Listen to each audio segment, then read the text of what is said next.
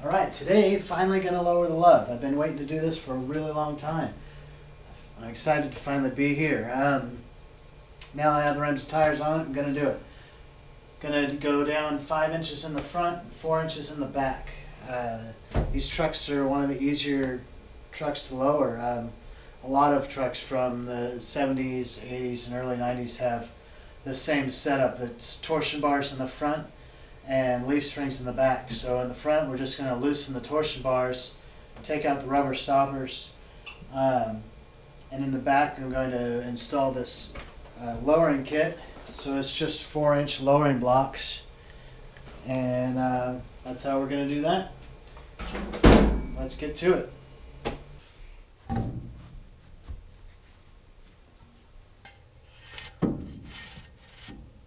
And it's really dirty under here, but that's a project for another day. So first I'm going to remove these rubber stops. Some people leave them in and just cut them down, but I'm going to take them all the way out.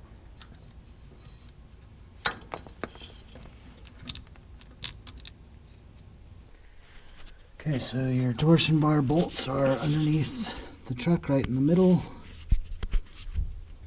Now what we're going to do is loosen this bolt equal amounts on both sides, and that's going to lower the vehicle. This is your torsion bar assembly.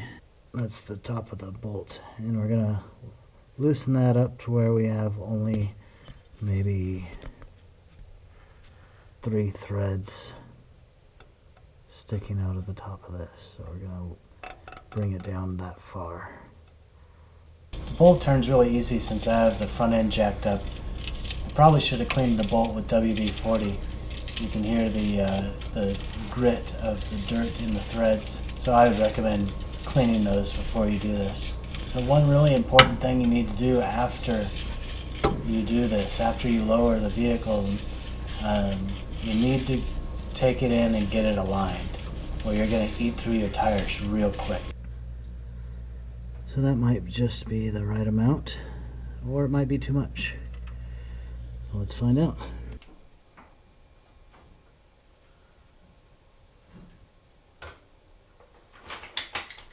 Well, that might be too much. Get the back down and maybe have to raise this front end up just a little bit. Remove the rubber stops, detach the shocks and the base plate, then jack up the axle just enough to get the blocks in there.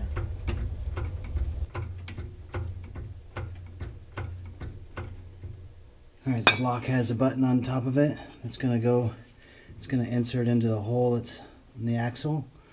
And then there's a button on top of the leaf springs that's going to go into this countersink hole here. So the hole on the axle that this boss inserts into is 12.5 millimeters. This is 13.5, so I need to grind that diameter down so it'll fit.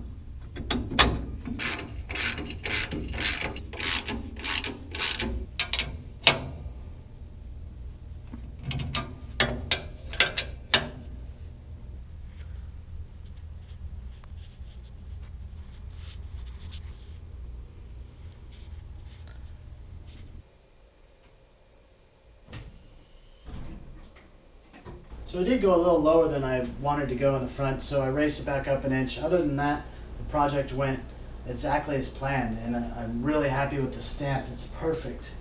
It's exactly how I imagined it. I love it. Anyway, I'm going to take her out for a spin. I think next I'm going to dig into the engine bay. Don't hold me to that though, because my plans change all the time, but we'll see. Anyways, thanks for tuning in. Till next time.